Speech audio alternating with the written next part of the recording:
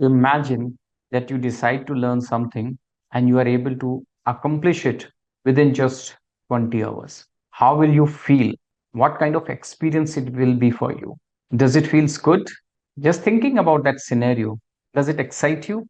I'm sure it does. But then you would also be having this belief in your head or a thought in your head. Is it really possible?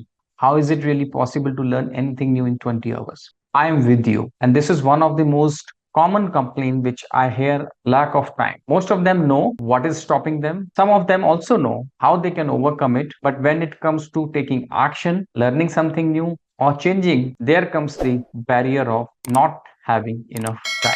But I'm sure once you have watched this video, you will get a lot of clarity on how you can overcome this barrier by working in a systematic manner. Hi friends, my name is Lalit Hundalani. I am a life and executive coach, corporate trainer, and a best-selling author of multiple books on Amazon.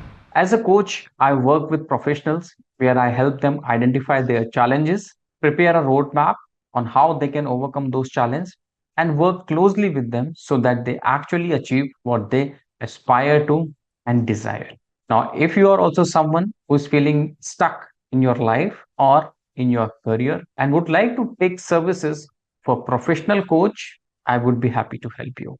How you can reach out to me? You can go to the description box and get an access to the introductory call scheduler, which is a link to schedule appointment with me. So it's going to be a free 15 minutes call where I will interact with you, try to understand what is it that you are trying to accomplish and how I can help you in that journey. And once I ascertain that I will be able to help you, I will tell you the way forward. Now, coming back to the topic. So, is it really possible to learn anything new in 20 hours? The answer is yes. However, what we need to understand, what we are talking about is learning and not really achieving an expertise. Many a times we confuse learning something new with achieving the expert level proficiency, which are two different things. So within 20 hours, with the method that I'm going to share with you, you will be able to learn anything. However, as far as the proficiency is concerned or the expertise is concerned, that will be depending upon you and how much effort you are able to put into it. See, look at it. Many a times it's not the skill, the difficulty level, which really stops us from moving forward. It's more to do with our unwillingness to start, because when you're starting something new, you are at ground zero. And from there, even if you have to move to, say, a level one and two, you are bound to commit some mistakes. Most of us do. And when we commit those mistakes, we come across as fools. We might consider ourselves as stupid. What is it? It's basically the fear of making mistakes. So that is something which you need to overcome by working on your mindset, that I am willing to appear as a fool. I am willing to come across as stupid for the time being, but over a period of time, I will surely be able to overcome it. So how to really go about it? See, essentially, there are 5 steps which you can follow to learn anything in 20 hours. So the step number 1 is defining the objective or goal.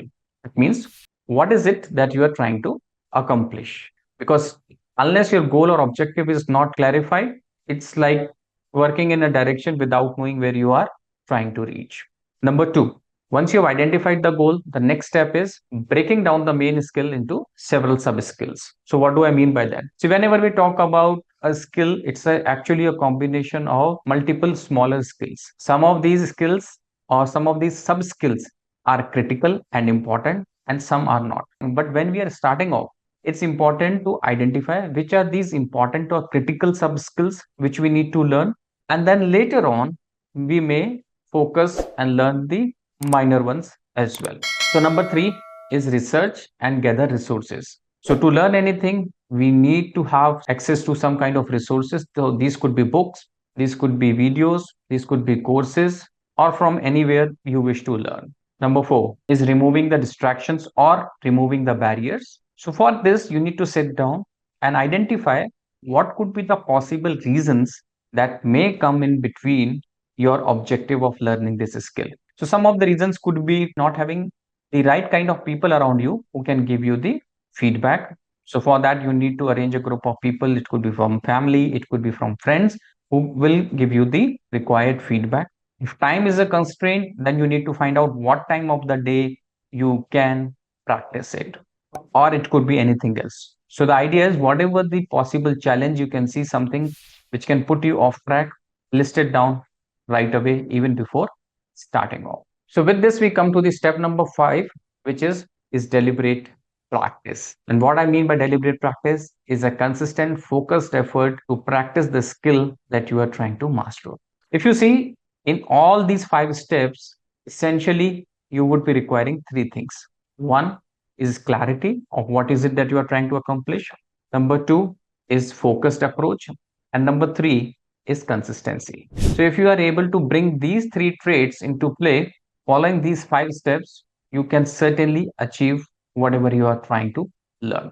Now, you may say that it sounds pretty simple, but how to really go about it? So, now let me share an example with you in which I will share how these 5 steps can be utilized for learning the skill that I'm going to talk about. So, the skill that I'm going to talk about is something which is much in demand, and it is considered to be the second most feared thing after death in the world. Yes, if you have guessed it, it's the public speaking. So, how you can learn public speaking, basics of it in 20 hours? Let's use this 5 step framework to understand that. So, the 5 sub skills that we identified in an earlier step, divide this entire duration of 20 hours into 10 slots of 2 hours each, and we will be dedicating 2 hours to each of those 5 sub skills. Now, when you are doing it, actually, you may decide based upon your requirement in which step you require more time, and you can always alter it. So here, for the purpose of explanation, I am dividing this duration of 20 hours into 10 slots of 2 hours each. So in the first slot, you may refer to the resources that you have gathered. It could be books, videos, YouTube links, etc. Go through them, listen to some of the speeches, understand the basics so that you are able to understand how you need to structure your speech. So that's step number 1. So in the step number 2, which is the next slot of 2 hours, here what you can do is prepare the outline of your speech. So what are the main points you are going to cover in your speech, and also start expanding on them. So for example, say in your speech you decide to cover 3 points. So what you can do is first write down those 3 points which form the outline of your speech, and then you gradually start expanding on these 3 points. So step number 3 is overcoming the stage fright. So in order to overcome the stage fright, you can stand in front of the mirror, visualize yourself delivering that successful speech, how you are feeling then. Do some deep breathing exercises which may help you in calming down. You may also like to read what you have written in the earlier step loudly, because as you read it out loudly, it helps you in familiarizing with the content, and also it builds in your confidence. With this, now let's move to step number 4. In the next step, you may like to work on your voice modulation. So while you are delivering your speech, record yourself, see what kind of rate of speech, that means the rate at which you are talking. Where is it that you need to slow down? Where is it that you need to speed up? Where all do you need to give pauses? And other finer aspects of your voice modulation. Once that is done, let's move to the step number 5, which is about using your body language. So in this step, now you would like to see how you can utilize your body to emphasize your points, what kind of gestures you should be using, how you should be moving your hands, where is it that you need to keep your hands while you are delivering your speech. Now, again, you may practice it into the mirror and also record yourself so that you can see what is currently happening, and then accordingly you may modify it. How do you, can you modify it? Remember, you already have the resources gathered in earlier step. So you may refer to those resources to see what is the correct thing to do. Once that is done, in the next step, now it's time to engage with the audience. So here you make your speech interesting by including some anecdotes. So you may not really like to include those anecdotes into your written speech. So that's optional. So for example, when I am delivering any session or presentation or a speech, sometimes I don't include the anecdotes and the examples. I just make a reference to them, which I may be using at the time of delivery. So since these are mostly the real life incidents, I don't have to make an effort to memorize them or recall them. They come organically.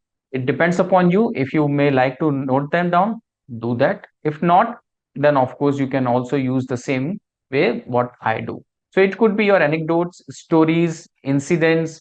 It could also be some of the questions that you may ask the audience to engage with them. Once that is done, then you move on to the next step. So here, I would like you to record yourself. So while you are delivering yourself, use a camera or a phone camera, which are easily available these days, to record yourself. Like, how are you coming across? And then critically evaluate yourself as an audience, that if the speaker is someone who is not you, but someone whom you are listening to, how the speaker is able to engage you, how you would have liked the speech to become better, and other finer aspects of the speech. The next step is you actually go ahead and deliver your speech in front of the small group. So this could be a group comprising of your friends and relatives, where you are supposed to deliver in front of them. Request them to provide constructive feedback, specific points where you need to improve upon. So, is it the voice modulation? Is it the content of the speech? Is it your body language? Or is it audience engagement? What is it that needs to be worked upon? Take the feedback seriously, work on it, and then do one or two more rounds if required. If that's not required, then by after working on those points, again record yourself and see how much improvement you have been able to make. Once this part is done and you have followed all these steps diligently, which I am sure you would, you go ahead and deliver the speech in front of your actual audience, and I am sure you will be able to do a fairly good job. So, this is how this 5 step framework can be utilized to learn something as good as public speaking in 20 hours. Now you go ahead and try it on something else that works for you. Or if you would like to try it for public speaking, you are most welcome to do it. I hope the video made sense to you. You are able to resonate with what I shared. If yes, please go ahead and share your feedback in the comments. I would love to read it.